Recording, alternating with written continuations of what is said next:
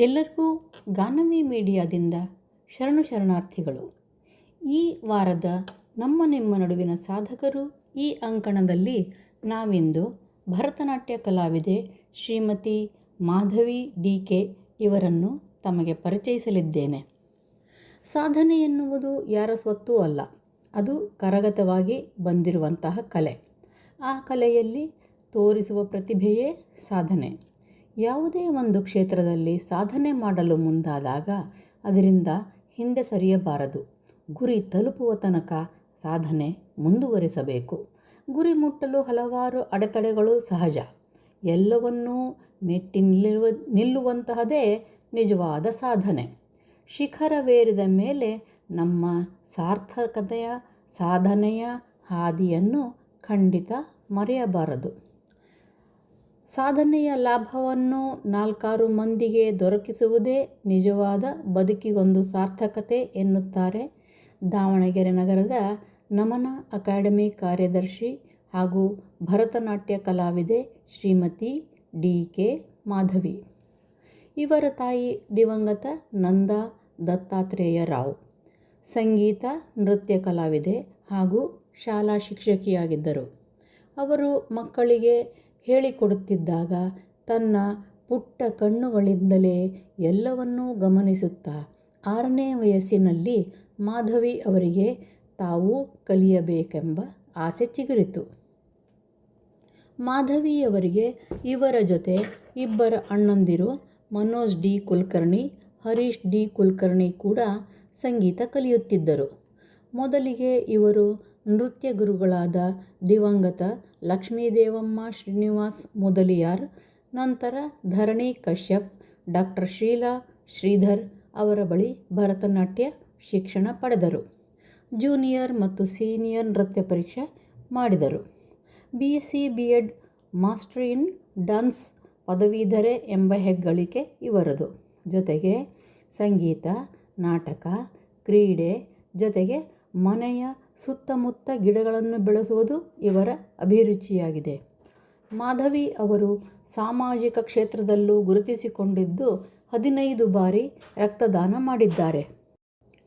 ಪ್ರಮುಖ ನೃತ್ಯ ರೂಪಕಗಳಾದ ಕೃಷ್ಣಲೀಲೆ, ಗೋವಿನ ಹಾಡು, ದಶಾವತಾರ, ಪಾರ್ವತೀ ಕಲ್ಯಾಣ, ಶಿವಂ ಶಿವಶಕ್ತಿ ಲಾಸ್ಯ, ವಿಶ್ವರೂಪಂ, ಕನಕ ನಮನ, ನವಶಕ್ತಿ ನಮನ, ಕಲ್ಪವೃಕ್ಷ ನೃತ್ಯ ರೂಪಕ ಪ್ರದರ್ಶನ ಜೊತೆಗೆ ಹಂಪಿ, ಮೈಸೂರು ದಸರಾ ಉತ್ಸವ, ತಿರುಪತಿ ಬ್ರಹ್ಮೋತ್ಸವದಲ್ಲೂ ನರ್ತಿಸಿರುವ ಇವರು ವಿವಿಧ ಸಂದರ್ಭಗಳಲ್ಲಿ ರಾಜ್ಯದ ಅನೇಕ ದೇವಾಲಯಗಳಲ್ಲಿ ಹಾಗೂ ಹೊರದೇಶಗಳಾದ Dubai, London, USA, Philippines, Malaysia, Thailand, Vietnam ಸೇರಿದಂತೆ ಮುಂತಾದ ಕಡೆಗಳಲ್ಲಿ ನೃತ್ಯ ಪ್ರದರ್ಶನ ಮಾಡಿದ್ದಾರೆ. ದೇಶದ ಜಮ್ಮು ಕಾಶ್ಮೀರ, ಆಂಧ್ರ ಪ್ರದೇಶದ ಹೈದರಾಬಾದ್, ರಾಜ್ಯದ ಬಳ್ಳಾರಿ, ಶಿವಮೊಗ್ಗ, ವಿಜಯಪುರ ಸೇರಿದಂತೆ ಇತರ ಕಡೆಗಳಲ್ಲಿಯೂ ಅತ್ಯುತ್ತಮ ನೃತ್ಯ ಪ್ರದರ್ಶನ ಮಾಡಿದ್ದಾರೆ. ಇವರು ನೃತ್ಯವನ್ನು ಸೊಗಸಾಗಿ ಕರಗತ ಮಾಡಿಕೊಂಡು ಪ್ರೇಕ್ಷಕರನ್ನು ಸೆಳೆಯುವ ಶಕ್ತಿಯನ್ನು ಮೈಗೂಡಿಸಿಕೊಂಡಿದ್ದಾರೆ. ಅವರ ಲವಲವಿಕೆಯ ಅಂಗಿಕ ಅಭಿನಯ, ಅಂಗಶುದ್ಧ, ಹಸ್ತಮುದ್ರೆ, ಖಚಿತ ಅಡವು, ಪಾದ ಭೇದಗಳಿಂದ ಕೂಡಿದ ರಮ್ಯ ಅಭಿನಯ ಇವುಗಳಿಂದಾಗಿ ಅವರೊಬ್ಬ ಪ್ರತಿಭಾವಂತ ಕಲಾವಿದೆಯಾಗಿದ್ದಾರೆ. ಕಲಾಶ್ರೀ 2006ರಲ್ಲಿ, ಬಸವಜ್ಯೋತಿ 2007ರಲ್ಲಿ, ಸದ್ಭಾವನಾ ಪ್ರಶಸ್ತಿ 2010ರಲ್ಲಿ, ಜಿಲ್ಲಾ ಕನ್ನಡ ರಾಜ್ಯೋತ್ಸವದ ಪ್ರಶಸ್ತಿ 2012ರಲ್ಲಿ, ಜೋಶ್ ಪ್ರಶಸ್ತಿ 2014, rich for cause social impact award 2019ರಲ್ಲಿ, international woman of the year 2019ರಲ್ಲಿ, ಕನ್ನಡ ರಾಜ್ಯೋತ್ಸವ ಜಿಲ್ಲಾ ಪ್ರಶಸ್ತಿ 2020, best achievers award magic book of record Mumbai 2020-21ರಲ್ಲಿ ಹಾಗೂ ಅತ್ಯುತ್ತಮ ನೃತ್ಯಗಾರ್ತಿ ಹಾಗೂ ನೃತ್ಯ ಸಂಯೋಜಕಿ ಮ್ಯಾಜಿಕ್ ಬುಕ್ ಆಫ್ ರೆಕಾರ್ಡ್ 2021ರಲ್ಲಿ.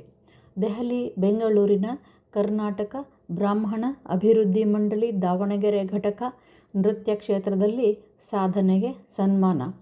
ವಿಯೆಟ್ನಾಂನಲ್ಲಿ ನಡೆದ ನಾಟ್ಯ ಮಯೂರಿ ಪ್ರಶಸ್ತಿ ಹಲವು ಪ್ರಶಸ್ತಿಗಳಿಗೆ ಇವರು ಭಾಜನರಾಗಿದ್ದಾರೆ.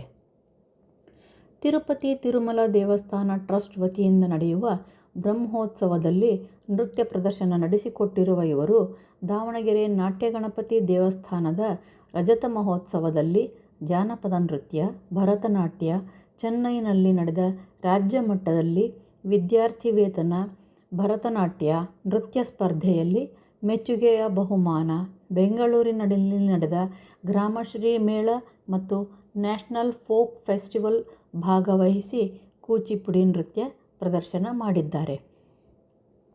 ಖ್ಯಾತ ನೃತ್ಯಪಟು ತುಷಾರ್ ಭಟ್ ನಡೆಸಿದ ಕಥಕ್ ಮತ್ತು ಗುಜರಾತಿ ಜಾನಪದ ನೃತ್ಯ ಕಾರ್ಯಾಗಾರದಲ್ಲಿ ಭಾಗವಹಿಸಿ ಯಶಸ್ವಿ ಸನ್ಮಾನಕ್ಕೆ ಭಾಜನರಾಗಿದ್ದಾರೆ. ದಾವಣಗೆರೆ ಚಿರಂತನ ಕಾರ್ಯಕ್ರಮಗಳಾದ ನೃತ್ಯ ಸಂಭ್ರಮ, ಸಮ್ಮಿಲನ, ಜಾಗೃತಿ, ಲಾಲಿತ್ಯ ಮುಂತಾದವುಗಳಲ್ಲಿ ಏಕವ್ಯಕ್ತಿ ಪ್ರದರ್ಶನ ನೀಡಿ ಪ್ರೇಕ್ಷಕರ ಮೆಚ್ಚುಗೆ ಪಡೆದಿದ್ದಾರೆ. ಬೆಂಗಳೂರಿನಲ್ಲಿ ನಡೆದ ಅಂಕುರ ಎಂಬ ನೃತ್ಯ ಹಬ್ಬದಲ್ಲಿ ಭಾಗವಹಿಸಿ ನೃತ್ಯ ಪ್ರದರ್ಶನ ನೀಡಿ ಎಲ್ಲರ ಮೆಚ್ಚುಗೆಗೆ ಪಾತ್ರರಾಗಿದ್ದಾರೆ. ಹಾಗೆಯೇ ಹಂಪೆಯಲ್ಲಿ ನಡೆದ ಪುರಂದರದಾಸರ ಆರಾಧನೆಯಲ್ಲಿ ನೃತ್ಯ ಪ್ರದರ್ಶನ, ಸಿರಿಗೆರೆಯಲ್ಲಿ ನಡೆದ ತರಳುಬಾಳು ಹುಣ್ಣಿಮೆ ಕಾರ್ಯಕ್ರಮದಲ್ಲಿ ಏಕವ್ಯಕ್ತಿ ನೃತ್ಯ ಪ್ರದರ್ಶನ, ಚಂದನ ವಾಹಿನಿಯಲ್ಲಿ ಪ್ರಸಾರವಾದ ಮೇಘದೂತ ಸಂಗೀತ ರೂಪಕದಲ್ಲಿ ನೃತ್ಯ ಪ್ರದರ್ಶನ, ಕನ್ನಡ ಸಂಸ್ಕೃತಿ ಇಲಾಖೆ ಮತ್ತು ಕರ್ನಾಟಕ ಸಂಗೀತ ಮತ್ತು ನೃತ್ಯ ಅಕಾಡೆಮಿ ಏರ್ಪಡಿಸಿದ್ದ ಜಾನಪದ ಲೋಕದಲ್ಲಿ ನಡೆಸಿದ ಮಹಿಳಾ ಮತ್ತು ಸಂಸ್ಕೃತಿ ಶಿಬಿರದಲ್ಲಿ ನೃತ್ಯಾಭ್ಯಾಸ ಮಾಡಿ ಅತ್ಯುತ್ತಮ ನೃತ್ಯ ಪ್ರದರ್ಶನ ನೀಡಿದ್ದಾರೆ. ಕೂಡಲ ಸಂಗಮ ಅಭಿವೃದ್ಧಿ ಮಂಡಳಿ ಸಹಯೋಗದೊಂದಿಗೆ ಶ್ರೀ ಸಂಗಮೇಶ್ವರ ರಥೋತ್ಸವ ಅಂಗವಾಗಿ ಏರ್ಪಡಿಸಿದ್ದ ಸಾಂಸ್ಕೃತಿಕ ಕಾರ್ಯಕ್ರಮದಲ್ಲಿ ಏಕವ್ಯಕ್ತಿ ನೃತ್ಯ ಪ್ರದರ್ಶನ ನೀಡಿದ್ದಾರೆ. ಅದೇ ರೀತಿ ರಾಜ್ಯ ಮಾನವ ಹಕ್ಕುಗಳ ಮಂಡಳಿ ಬೆಂಗಳೂರು, ವಿಜಯಪುರ ಇವರು ಏರ್ಪಡಿಸಿದ್ದ ರಾಜ್ಯ ಮಟ್ಟದ ಸದ್ಭಾವನಾ ಪ್ರಶಸ್ತಿ ಸ್ವೀಕರಿಸಿದ್ದಾರೆ.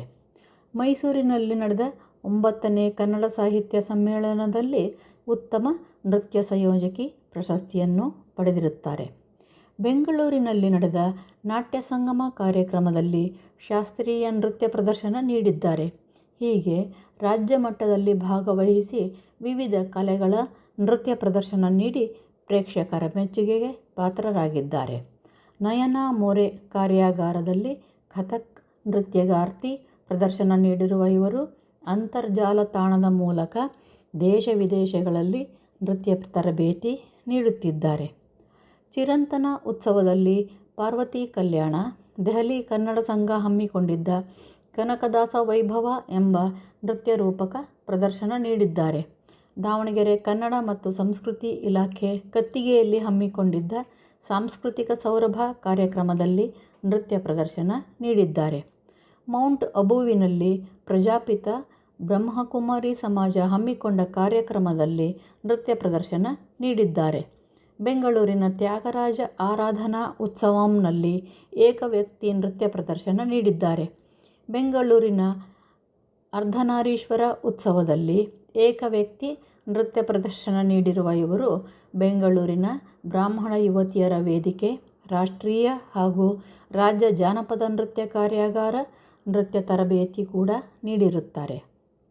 ಹೀಗೆ ನೂರಾರು ಕಾರ್ಯಕ್ರಮಗಳಲ್ಲಿ ಭಾಗವಹಿಸಿ ನೃತ್ಯ ಪ್ರದರ್ಶನ ನೀಡುವುದರ ಜೊತೆಗೆ ಶಿಷ್ಯೆಯರನ್ನು ಭರತನಾಟ್ಯದ ಮೂಲಕ ಪ್ರೋತ್ಸಾಹಿಸುವ ಗುಣ ಇವರಿಗೆ ಇರುವುದರಿಂದ ಎಲ್ಲರಿಗೂ ಅಚ್ಚುಮೆಚ್ಚಾಗಿದ್ದಾರೆ. ಭರತನಾಟ್ಯದಲ್ಲಿ ನೈಪುಣ್ಯತೆ ರೂಪಿಸಿಕೊಂಡಿರುವ ಮಾಧವಿ ಡಿ.ಕೆ. ಅನೇಕ ವಿದ್ಯಾರ್ಥಿನಿಯರಿಗೆ ತಮ್ಮ ನಮನ ಅಕಾಡೆಮಿ ಮೂಲಕ ಭರತನಾಟ್ಯ ಹೇಳಿಕೊಡುವ ಮೂಲಕ ಸಾಕಷ್ಟು ಶಿಷ್ಯರನ್ನು ತಮ್ಮ ಕಲಾಕ್ಷೇತ್ರದಲ್ಲಿ ಗುರುತಿಸಲ್ಪಡುವ ರೀತಿಯಲ್ಲಿ ತಯಾರಿಸಿದ್ದಾರೆ. ಅವರ ಸಾಧನೆಗಳು ನೂರಾರು, ಅವರ ಪ್ರತಿಭೆಗಳು ನಾಡಿನಾದ್ಯಂತ ಪ್ರಸರಿಸಲಿ ಎಂಬುವುದು ನಮ್ಮೆಲ್ಲರ ಆಶಯ. ಪ್ರಸ್ತುತ ದಾವಣಗೆರೆಯಲ್ಲಿ ನಮನ ಅಕಾಡೆಮಿ ಆರಂಭಿಸಿ ನೃತ್ಯ ತರಬೇತಿಯನ್ನು ಸುಮಾರು 150 ಹೆಚ್ಚು ಮಕ್ಕಳಿಗೂ ನೀಡುತ್ತಿದ್ದಾರೆ. ಪತಿ ಗೋಪಾಲಕೃಷ್ಣ ಅವರು ದೈಹಿಕ ಶಿಕ್ಷಕರಾಗಿದ್ದು, ಮಗ ಪಾರ್ಥನೂ ಸಹ ಅಮ್ಮನ ಕಲೆಯನ್ನು ರೂಢಿಸಿಕೊಂಡಿದ್ದಾನೆ. ಕುಟುಂಬದ ಬೆಂಬಲವೂ ಸಾಕಷ್ಟಿದೆ. ಭರತನಾಟ್ಯ ಅನ್ನುವುದು ನಮ್ಮ ಸಾಂಪ್ರದಾಯಿಕ ಕಲೆಯಾಗಿದ್ದು ಇದು ಒಂದು ತಪಸ್ಸಿದ್ದ ಹಾಗೆ. ನಾವು ಮಾಡುವಂತಹ ಕೆಲಸದ ಬಗ್ಗೆ ಸರಿಯಾದ ಆಳ ಅರಿವು ತಿಳಿಯದೇ ಇದ್ದರೆ ನಾವು ಎಂದಿಗೂ ಆ ವಿಷಯದ ಬಗ್ಗೆ ಪ್ರಬುದ್ಧತೆಯನ್ನು ಹೊಂದಲಾರೆವು. ನಾವು ಮಾಡುವಂತಹ ಕೆಲಸದಲ್ಲಿ ಶ್ರದ್ಧೆ, ಪ್ರಾಮಾಣಿಕತೆ ಇದ್ದರೆ ಮಾತ್ರ ಏನನ್ನಾದರೂ ಸಾಧಿಸಬಹುದು ಎಂಬುದು ಡಿ.ಕೆ. ಮಾಧವಿ ಅವರ ಅನುಭವದ ಮಾತು. ಮಾಧವಿ ಅವರ ನೃತ್ಯ ಸೇವೆ ಹೀಗೆಯೇ ಮುಂದುವರಿಯಲಿ, ಇನ್ನೂ ಉತ್ತುಂಗ ಮಟ್ಟಕ್ಕೇರಲಿ ಹಾಗೂ ಪ್ರಪಂಚದಾದ್ಯಂತ ಇವರ ಹೆಸರು ಎಲ್ಲ ಕಡೆಯೂ ಹಬ್ಬಲಿ, ಎಲ್ಲ ಕಡೆಯೂ ಇವರಿಗೆ ಸನ್ಮಾನ ಸಿಗಲಿ ಎಂದು ಹಾರೈಸುತ್ತಾ ಈ ಅಂಕ ಮುಗಿಸುತ್ತಿದ್ದೇನೆ.